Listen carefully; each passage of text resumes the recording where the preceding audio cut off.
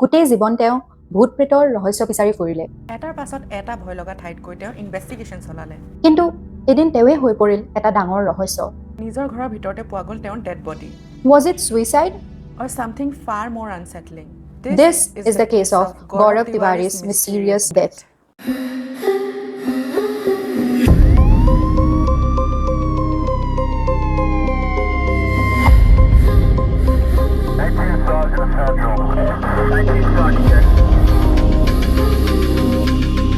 Home neighborhood where a man has been found shot to death inside an SUV.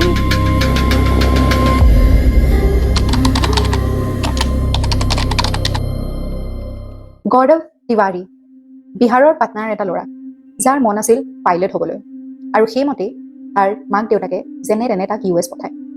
US-ত C Orlando flight একাডেমীত admission লয়। প্ৰথমতে সকলো ঠিকেই গৈ আছিল, নতুন দেশ, নিউ ফ্ৰেণ্ডছ, নিউ এক্সপিৰিয়েঞ্চেছ। কিন্তু হঠাৎ তাৰ লগত এটা বহুত অদ্ভুত এক্সপিৰিয়েঞ্চ হ'ল, যিটোৰ কোনো এক্সপ্লেনেশ্যন নাই। সি যেতিয়া ৰাতি শুৱে কিবা কিবি শব্দ শুনা পায় আৰু হঠাতে সাৰো পাই যায়। আৰু কেতিয়াবা যদি সি বহুত দেৰিলৈকে ৰাতি পঢ়ি থাকে বা কিবা খাই থাকে, ক'ৰবাত বহি থাকে, তাৰ এনেকুৱা ফিল হয় যে কোনোবা তাৰ ছাইডতে ৰখি আছে।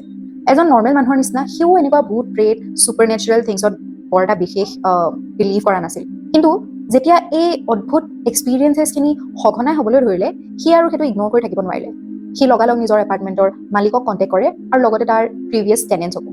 আৰু সকলোৱে এইটোৱে কনফাৰ্ম কৰে যে তেওঁলোকে সকলোৱে এই এক্সপিৰিয়েঞ্চখিনি আগতে কৰিছে আৰু তাক অতি সোনকালে এপাৰ্টমেণ্টটো খালী কৰি দিবলৈ কয়। যিকোনো এজন নৰ্মেল মানুহ হোৱা হ'লে তেওঁ ইমিডিয়েটলি এপাৰ্টমেণ্টটো খালী কৰি দিলেহেঁতেন। এটলিষ্ট মি, মই যদি এনেকুৱা কিবা এক্সপিৰিয়েঞ্চ কৰোঁ, মই চাগে US এৰি ইণ্ডিয়াই আহি পাম। কিন্তু নট গৌৰৱ। তাৰ লাহে লাহে এইবিলাকৰ ওপৰত ইণ্টাৰেষ্টে বাঢ়িবলৈ ল'লে। সি এই ভূত প্ৰেত ছুপাৰ নেচাৰেল পেৰানৰ্মেল এক্টিভিটিজৰ ওপৰত ৰিচাৰ্চ কৰিবলৈ ষ্টাৰ্ট কৰিলে। আৰু তাৰ লগত যি এই অদ্ভুত এক্সপিৰিয়েঞ্চেছবিলাক হৈছে, যেনে হাঁহিৰ শব্দ শুনা বা কোনোবা ৰৈ থকাৰ নিচিনা ফিল কৰা, লাইট অন এণ্ড অফ হোৱা, এইবিলাক সি বহুত মিটিকুলাছলি নোট ডাউন কৰিবলৈ ষ্টাৰ্ট কৰিলে। He was so fascinated by paranormal activities যে সি নিজৰ কেৰিয়াৰ পাতে চেঞ্জ কৰি দিলে। তাৰ আৰু পাইলট বনিব মন নাই, তাৰ পেৰানৰ্মেল ইনভেষ্টিগেটৰহে বনিব মন। সি ফ্লৰিডাৰ মেটাফিজিক্স ইনষ্টিটিউটৰ পৰা পেৰানৰ্মেল ইনভেষ্টিগেটৰ আৰু UFO ফিল্ড ষ্টাডিৰ চাৰ্টিফিকেট লৈ ওলাই আহে। সি 2009ত ফাইনেলি US-ৰ পৰা ইণ্ডিয়ালৈ উভতি আহে। ইণ্ডিয়ালৈ অহাৰ পাছত গৌৰৱ ইমিডিয়েটলি পপুলাৰ হৈ যায়। আৰু আপোনালোকে যদি 90s কিড হয়, আই এম চিয়'ৰ আপোনালোকে MTV আৰু চেনেল বিত গৌৰৱক দেখিছেই। MTVৰ প্ৰথমটো পেৰানৰ্মেল শ্ব' গাৰ্লছ নাইট আউটত গৌৰৱ তিৱাৰী এটা পাৰ্ট আছিল। বাট আনফৰ্চুনেটলি শ্ব'টো বন্ধ কৰিবলগীয়া হ'ল আফটাৰ দ্য ইনফেমাছ কুলধাৰা এপিছ'ড। সেই এপিছ'ডটোত শ্বুট কৰি থাকোঁতে বহুত কাষ্ট মেম্বাৰ আৰু ক্ৰু মেম্বাৰৰ লগত বহুত কিবা কিবি পেৰানৰ্মেল এক্সপিৰিয়েঞ্চেছ হ'বলৈ ল'লে। ইনফেক্ট এগৰাকী কাষ্ট মেম্বাৰক আনকনচিয়াছকৈও পোৱা গৈছিল এটা এবেণ্ডেন জেগাত। আৰু সেই ছেইম এপিছ'ডতে গৌৰৱ তিৱাৰীৰ গাড়ীত এটা সৰু বাচ্ছাৰ হেণ্ডপ্ৰিণ্ট এটাও পোৱা গৈছিল। এণ্ড অলপ দেৰি পাছত সেই গাড়ীখনত জুই লাগি গৈছিল অন কেমেৰা। ইমানখিনি হোৱাৰ পাছত গোটেই কাষ্ট এণ্ড ক্ৰিউ কুলধাৰা এৰি গুচি আহে আৰু ইভেঞ্চুৱেলি শ্ব'টোও বন্ধ হৈ যায়। এনেকুৱা TV শ্ব'জৰ উপৰিও গৌৰৱে বহুত চিনেমাও কৰিছিল, লাইক টেংগো চাৰ্লি, 16 ডিচেম্বৰ। ইণ্ডিয়াত Gaurav became the pioneer of paranormal science or research. ইয়াৰ আগতে ইণ্ডিয়াত পেৰানৰ্মেল এক্টিভিটিজৰ ওপৰত কিবা কাম কৰা বা ছুপাৰ নেচাৰেল লগত কমিউনিকেট কৰা মানুহবোৰ অকল সেই তান্ত্ৰিক বা বাবা টাইপৰ মানুহবোৰে আছিল। গৌৰৱে প্ৰথম ইণ্ডিয়াত পেৰানৰ্মেল চায়েন্স ছ'চাইটি এটা ফৰ্ম কৰে আৰু তাৰ প্ৰেছিডেণ্ট বনে। লাহে লাহে এই অৰ্গেনাইজেশ্যনটো ডাঙৰ হ'বলৈ লয় আৰু ইণ্ডিয়াৰ বেলেগ বেলেগ জেগাৰ পৰা আহি বেলেগ বেলেগ মানুহে এই অৰ্গেনাইজেশ্যনটো জইন কৰিবলৈ ষ্টাৰ্ট কৰে। গৌৰৱে ৱৰ্ল্ডৰ 6000 হণ্টিং প্লেচেছত গৈ ইনভেষ্টিগেশ্যনো কৰিছিল। তেওঁ ইভেন অষ্ট্ৰেলিয়াৰ paranormal show' hunting অষ্ট্ৰেলিয়াৰো caste member আছিল। তেওঁ হণ্টিং অষ্ট্ৰেলিয়াৰ এটা এপিছ'ড মৰ্গতো ইভেন শ্বুট কৰিছিল। সেই এপিছ'ডটোত গৌৰৱে মৰ্গত ডেড বডিৰ লগত একেলগে ৰাতি কটাইছিল। তাৰ টীম মেম্বাৰ্ছে গৌৰৱক মৰ্গৰ ভিতৰতে থকা এটা মেটেল বক্সৰ ভিতৰত ভৰাই গুচি গৈছিল। আৰু এটা এপিছ'ডত গৌৰৱ আৰু তেওঁৰ টীমটো গৈ পালেগে old Geelong jail in Australia. এই জেইলটো বহুত বেছি ইনফেমাছ আছিলে ফৰ বিং ভাইলেণ্ট। তাহাঁতৰে প্ৰিজনাৰবিলাকে বা ইনমেটছবিলাকে they were violently killing each other and almost 500টা কনফাৰ্ম ডেথ আছে এই জেইলখনৰ ভিতৰত। বৰ্তমান সেই জেইলটো এবেণ্ডেণ্ড হয় এণ্ড নিয়াৰ বাই মানুহৰ পৰা গম পোৱা যায় যে তাতে প্ৰিজনাৰ্ছৰ বহুত শব্দ, বহুত ডিষ্টাৰ্বেঞ্চ, বহুত ভাইলেণ্ট স্ক্ৰীম শুনা পায়। আৰু সেই ক্লেইমখিনিয়ে প্ৰুভ কৰিবৰ কাৰণে গৌৰৱ আৰু তেওঁৰ টীম সেই জেইলটোলৈ যায়। এই জেইলটোত এটা বহুত বেছি ভাইলেণ্ট প্ৰিজনাৰ আছিল, তাৰ নাম আছিল পাৰ্চি। আৰু বহুত ভিজিটাৰ্ছে এইটো ক্লেইমো কৰে যে তেওঁলোকে পাৰ্চিৰ 7 feet tall শ্বেডোটোও দেখিছে। জেইলখনত কেপচাৰ কৰা এটা ফুটেজত তেওঁলোকে দেখা পায় যে কৰিডৰৰ পৰা এটা শ্বেডোৱে তেওঁলোকক যেন ষ্টেৰ কৰি আছে, তেওঁলোকক চাই আছে বহুত দেৰি, কিন্তু একো মুভমেণ্ট নাই। জাষ্ট তেওঁলোকক চাই আছে গোটেই টিমটোক আৰু এটা ফুটেজত আছে যে এটা শ্বেডো কেমেৰা ওচৰলৈ আহি দেন আকৌ নাইকিয়া হৈ যায় ইমান বেছি ষ্ট্ৰং এভিডেঞ্চেছ পোৱাৰ পাছত গৌৰৱৰ বিশ্বাস আৰু বাঢ়ি গ'ল যে দেয়াৰ আৰ আদাৰ স্পিৰিটছ এণ্ড এনাৰ্জিজ যোন আমাৰ লগতে এক্সিষ্ট কৰে আৰু যাৰ লগত কমিউনিকেশ্যনো কৰিব পাৰি How many murderers live here?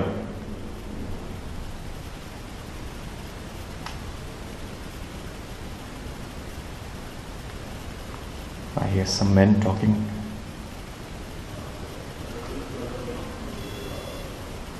If anyone is hearing me or listening to me, can you give me some sign to let me know that you are listening to me and can understand me?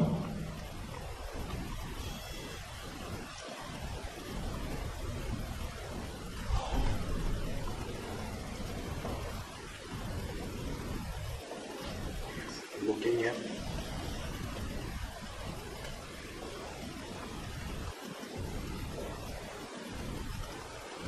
I can't see anyone. I heard very clear footsteps just now. অষ্ট্ৰেলিয়াৰ এই শ্ব'টো কৰাৰ পাছত গৌৰৱ আকৌ ইণ্ডিয়ালৈ উভতি আহে আৰু ইণ্ডিয়াত তাক বহুতকেইটা চেনেলে এপ্ৰ'চ কৰে এণ্ড এইবাৰ তাক আকৌ কুলধাৰালৈ লগ ধৰে এইবাৰ কুলধাৰাত গৌৰৱৰ ছেকেণ্ড টাইম কুলধাৰাৰ কথা চাগে আমি সকলোৱে জানোৱেই 300মান বছৰৰ আগতে পালিৱাল ব্ৰাহ্মণছ নামৰ এটা কমিউনিটিয়ে কুলধাৰাত বসবাস কৰিছিল সেই মৰুভূমিৰ মাজত গোটেই কমিউনিটিটোৱে খেতি বাতি কৰি একেলগে জীৱন যাপন কৰিছিল কিন্তু জেচলমেৰৰ দিৱান সলীম সিঙে কুলধাৰাৰ মুখীয়াৰ জীয়েকৰ প্ৰেমত পৰে আৰু তেওঁক বিয়া পাতিব খোজে আৰু তেওঁ কয় যে যদি তেওঁ তাইক বিয়া পাতিব নোৱাৰে তেতিয়াহ'লে গোটেই গাঁওখনক তেওঁ শাস্তি দিব উপায়বিহীন হৈ একে ৰাতিতে গাঁৱৰ সকলো মানুহে নিজৰ বস্তু বাহানি বান্ধি গাঁওখন এৰি গুচি আহে আৰু তেতিয়াৰ পৰাই কুলধাৰা বিকেম এন এবাণ্ডেণ্ট ভিলেজ এতিয়ালৈকে যিমান বেলেগ বেলেগ জেগাৰ ভিজিটাৰ্ছ ওচৰ পাজৰ মানুহ বা পেৰানৰ্মেল ইনভেষ্টিগেটৰ্ছ কুলধাৰালৈ গৈছে সকলোৱে কয় যে তেওঁলোকে তাত কিবা নহয় কিবা পেৰানৰ্মেল এক্সপিৰিয়েঞ্চ কৰিছে বহুত মানুহে কয় যে তালৈ গ'লে তাত সৰু ল'ৰা ছোৱালীয়ে খেলি থকা হাঁহি থকাৰ শব্দ বজাৰৰ উখল মাখল পৰিৱেশৰ শব্দ এইবোৰ শুনা পোৱা যায় গৌৰৱ আৰু তাৰ টিম মেম্বাৰে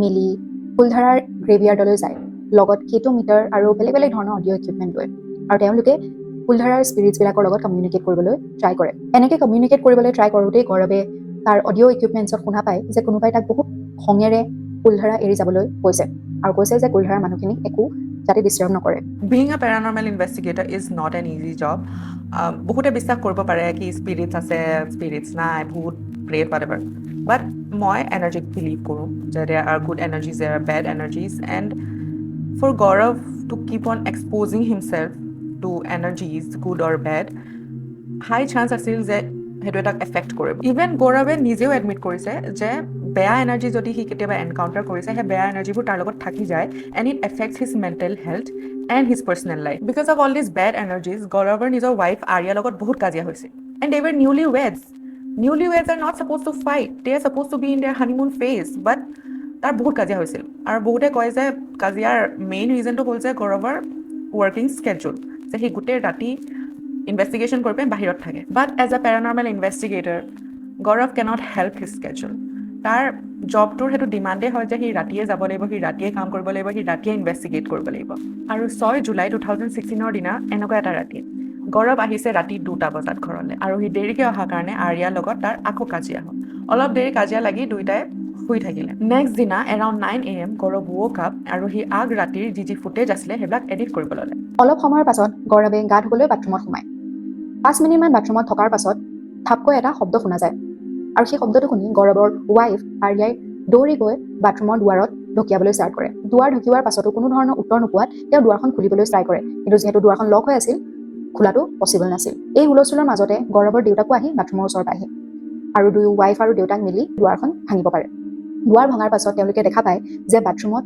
গৌৰৱ বেহোচ হৈ পৰি আছে আৰু আৰ্য়াই তেওঁৰ ডিঙিত এটা কলা লাইন দেখা পায় যিটো তেওঁ আজিলৈকে কেতিয়াও দেখা নাছিল তেওঁলোকে লগালগ এম্বুলেঞ্চ মাতে আৰু গৌৰৱক হস্পিটেল লৈ যায় কিন্তু গৌৰৱক ডেড ডিক্লেয়াৰ কৰা হয় আৰু ৰিজন দিয়া হয় ছুইচাইড কিন্তু গৌৰৱৰ ফেমিলিয়ে এই ৰিজনটো একদমেই মানিব পৰা নাছিল তেওঁৰ ৱাইফে কৈছিল যে তেওঁ গা ধুবলৈ যোৱাৰ অলপ আগতে এজন মেগাজিন এডিটৰ লগত ফোনত কথা পাতি আছিল about how he is going to be the cover of the magazine আৰু এনেকুৱা এজন হোপফুল মানুহে তেনেকৈ ঘপককৈ ছুইচাইড কৰাটো মোৰতো পচিবল যেন নালাগে লেটাৰ ইন ইণ্টাৰভিউজ গৌৰৱৰ ৱাইফে ক্লেইম কৰে যে তাৰ মৃত্যু বেয়া স্পিৰিটছৰ কাৰণেও হ'ব পাৰে কাৰণ বহুত দিনৰ পৰাই গৌৰৱে নিজৰ কলিগছ আৰু ফেমিলি মেম্বাৰ্ছৰ আগত কমপ্লেইন কৰি আছিল যে কোনোবা বেয়া এনাৰ্জিয়ে বেয়া স্পিৰিটছে তাক বহুত বেছি দিগদাৰী কৰি আছে আৰু সি কোনো ধৰণৰ কামতে কোনো ধৰণৰ কথাতে একো ফ'কাছ কৰিব পৰা নাইকিয়া Gaurav the president of the paranormal science society died in a mysterious ৱে আৰু তাৰ ডেথ আজিও আনএক্সপ্লেইনড আচৰিত নহয়নে